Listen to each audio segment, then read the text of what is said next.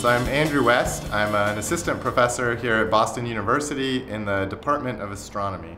So the course that I've think had the most success, at least in motivating students, and certainly that I've had the most experience at here at Boston University, is a course that I designed called Alien Worlds, which is a class that is an introductory level class, so for non-majors, that introduces students to a lot of the concepts and procedures that we use for both identifying and characterizing planets around other stars. And I've taught the course 4 times now, and it's ranged from about 40 students to the last 2 times I've taught it, it's been maxed out at 230 students. So large range, and then a couple in the middle. I have very few specific content goals. I have a few techniques I really want them to learn. I want them to learn a little bit about the physics of gravity and planetary motion. And other than that, my main goal for the course is to really teach students that science changes. So many of the students who come in, haven't taken a science class since they were in high school, even if they were seniors right now at BU. And so, their last science class may have been, AP Bio, where they basically memorized a bunch of terms, spit them back out on a test, and their view of science is this textbook where they read the textbook, it's absolute truth, they memorize it, they spit it back out, and they get an A, and yay, they're great scientists. And so certainly my primary goal is to completely destroy that image of science in their brain and demonstrate to them that science is a living, breathing process that's also being performed now, not by a bunch of dead white dudes, but by living, breathing scientists who come in a variety of shapes and colors and ages and whatnot. And so that really ends up being my primary goal. In fact, I do, anyone who's visited my class knows I do this call and response starting on day 1, where I think almost every day in class I ask an entire class full of 200 people, what does science do? Or why did that happen? And the whole class responds, hopefully yelling, science changes. So that by the end, they really hopefully have seen that in action. And the topic of planets around other stars, or what we call exoplanets, really lends itself to that because it is a topic in science that is changing on a day-to-day basis. I mean, almost every day in the news there are new things happening. And so literally some of the things I tell them on day 1 of class aren't true by the last day of class. And there's very few topics in a university where we can actually demonstrate that to non-majors in as effective way. So they literally see by the end of the class that science has changed. A wonderful example is every year we've gone to the Museum of Science here in Boston to the planetarium show, and the last few years there's been this show on exoplanets.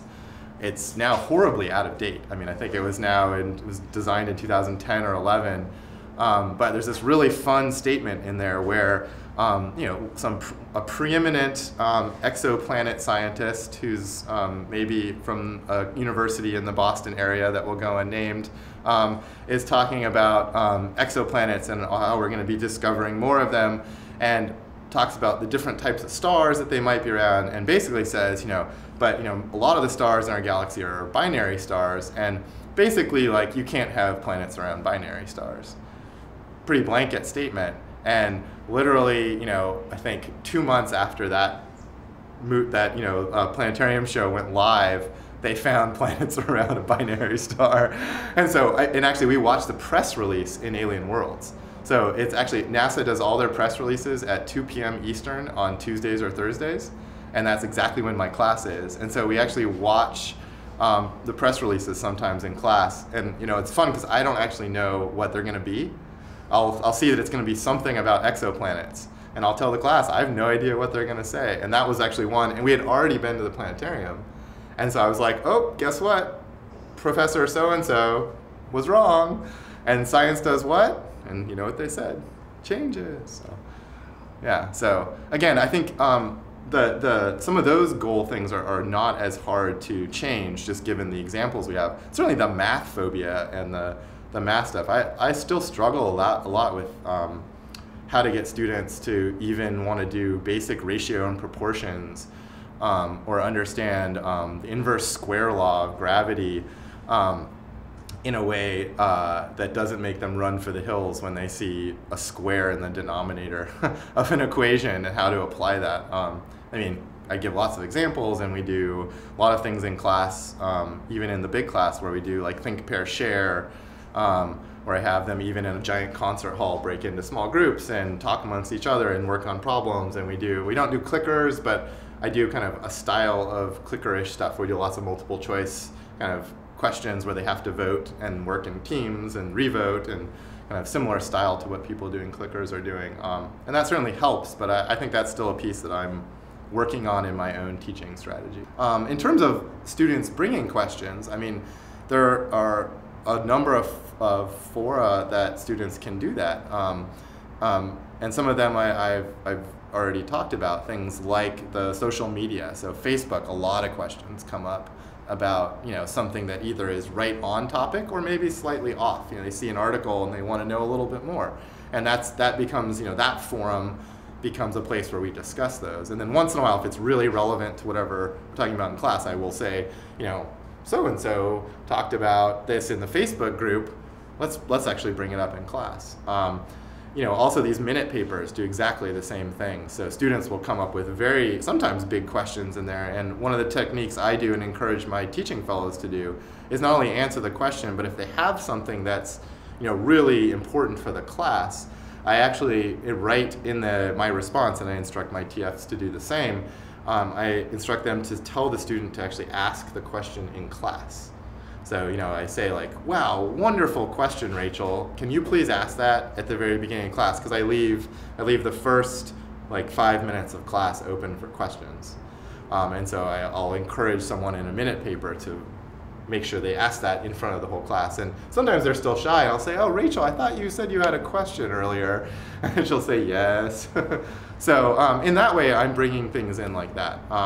And the thing I've been starting to do, which is really fun, and I've certainly shared this with all of my younger colleagues, is to, you know, bring other voices in, especially to an introductory science class. You know, demonstrate that science is an ongoing process, and that it's not all even living white dudes, that there is a diversity of people working on science. And so I've actually started having just brief Skype-in sessions with some of my friends and colleagues around the country. So if one of my friends is one of those ones that had a press release that, you know, either showed up on Facebook or I saw in the news, I usually give them a call and say, hey, could you Skype in for 5 minutes of my class? And they love it.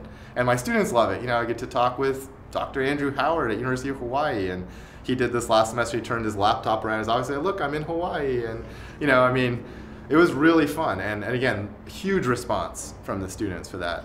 And partly because they get to see that this is a living, breathing process that we all are participating in.